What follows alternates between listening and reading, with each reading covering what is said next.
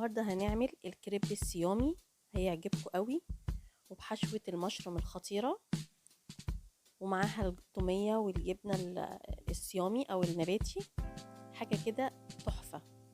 شايفين شكله عامل ازاي؟ بيتطبق بكل سهولة. شايفين الشكل؟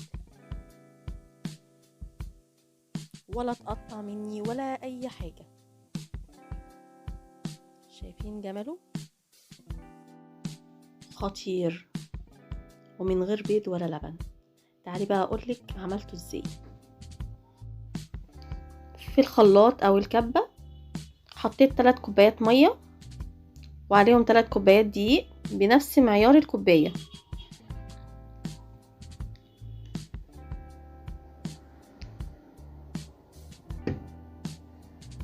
وحطيت معلقة صغيرة ملح ورشة صغيرة فلفل اسود ومعلقة صغيرة بيكنج باودر وربع كوباية زيت. وانا هنا نسيت احط معلقة سكر صغيرة، حطيتها بعد كده. وانا هنا قلبت الدقيق عشان ما يبقاش على الوش، وهاخده اضربه في الخلاط. مفيش اسهل من كده. بضربه كويس في الخلاط.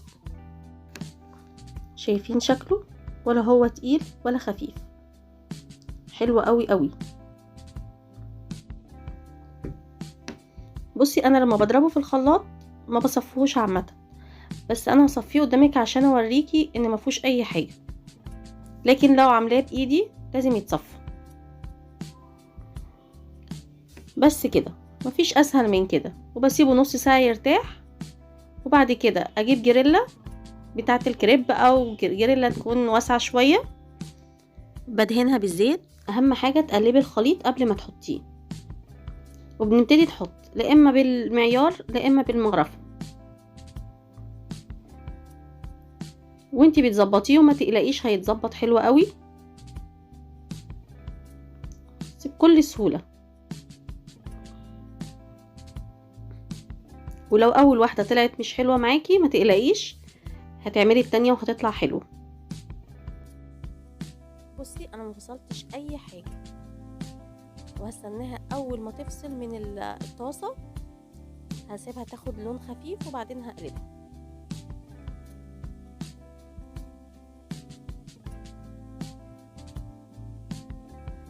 كده فصلت، واقلبها اول ما تاخد اللون الذهبي ده. دي معلقه السكر هي اللي ادت اللون ده. بس كده. شايفين شكلها عامل ازاي؟ وهعيد نفس اللي عملته تاني بالشكل ده. بصوا اتعملت تاني مرة اسهل بكتير ازاي.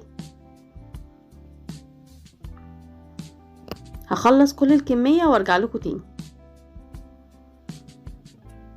اهم حاجة لما يخلص تغطيه بفوطة، يبقى تحتيه فوطة وفوقيه فوطة. شايفين طري ازاي وجميل، ولا متقطع ولا اي حاجة. والكمية ديت عملت لي 7 كريبات. شايفين شكلهم كلهم عاملين ازاي؟ بجد خطير. لعمل الحشوة جبت جريلا او طاسة، حطيت حوالي 3-4 معالق زيت كبار، وجبت ده طبق مشروم قطعته شرايح بالشكل ده. الكمية زي ما انت عايزة بس. ويا دوبك سخنت ونزلت بالمشروم. وخلي بالك المشروم ما بياخدش وقت خالص. بس هقلبه كده شوية في الزيت، يا دوبك احس ان هو دبل بس بسيط. وانزل بشرايح البصل على طول. وخلي بالك انا مش عايزة البصل يستوي، احنا عايزينه يعني فيه القرمشة البسيطة.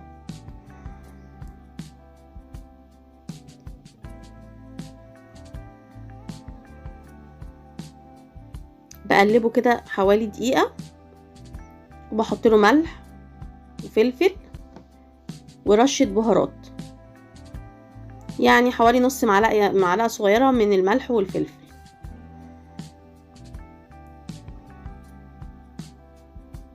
الملح ده زي ما انتي تحبيه.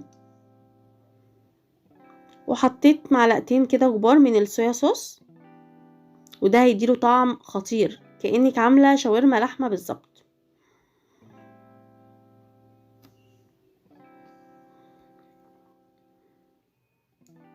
وحطيت فصين توم بس،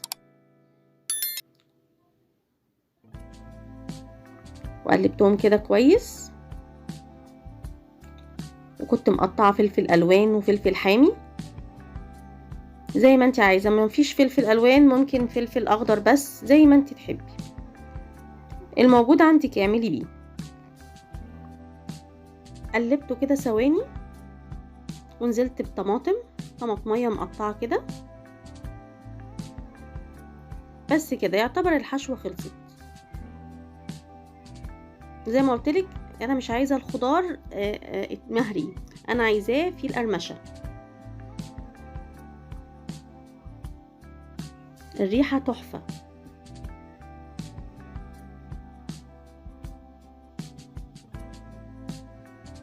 بجد خطير، طعمه تحفه، هتعجب الولاد جدا.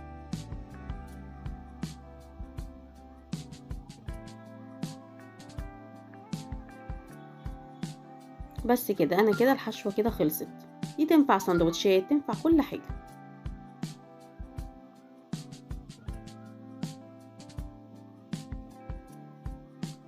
هنا بقى اعمل التوميه. جبت كوبايتين ميه وحطيت عليهم 4 معالق كبار نشا. كل ده على البارد، انا لسه ما ولعتش عليه. ادوب النشا خالص وبعدين اولع عليه. اهي كده دابت خالص وولعت عليها النار، وافضل اقلب فيها ما اسيبهاش خالص.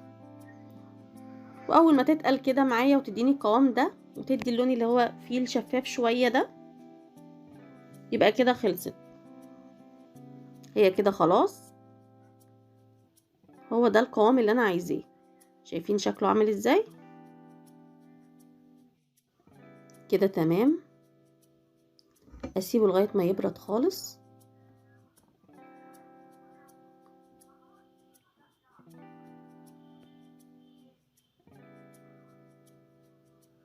جبت الخلاط او الكبه وحطيت فيه خليط النشا،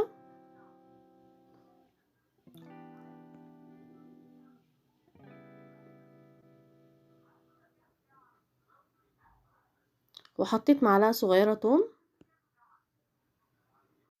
ومعلقه صغيره مستردة،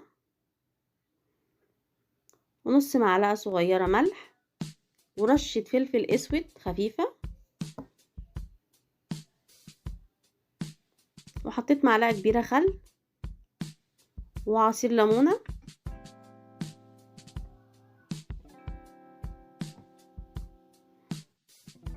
وحطيت نص كوبايه زيت، وهضربهم. مفيش اسهل من كده. شايفين القوام؟ لو مش ما عندكيش مستردة مش لازم تحطيه.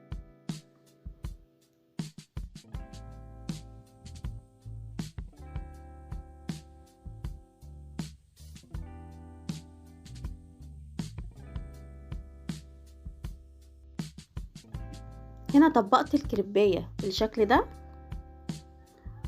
وهحط بقى الحشوه في نص الكريبايه.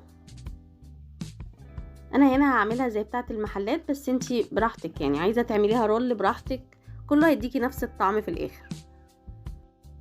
بس احنا بنفرح ولادنا ان احنا بنعمل لهم نفس الشكل بتاع المحلات بره.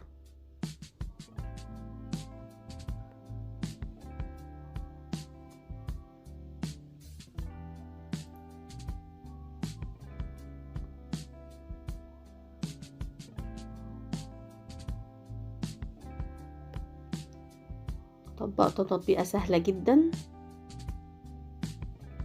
ما بتاخدش وقت، وما تقلقيش مش هيتقطع منك. ده عملته بالمشروم، هعمل واحد تاني بالبطاطس. وتقدري تعمليها بشاورما اللحمه، شاورما الفراخ، الستريبس، هيبقى تحفه. حقيقي مفيش اسهل من كده.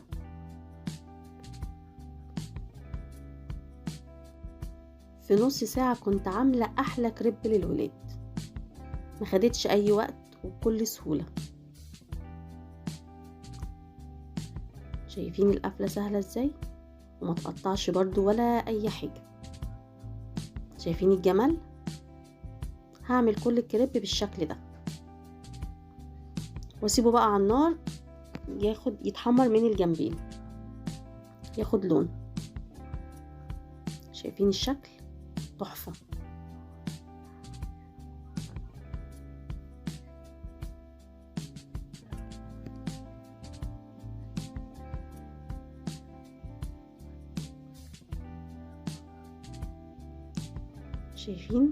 شايفين عامل ازاي؟ خطير بجد، تحفة. هتعملي الكريب العظمة ده بأسهل طريقة، ولادك هيطلبوه مني كل يوم وبألف هنا.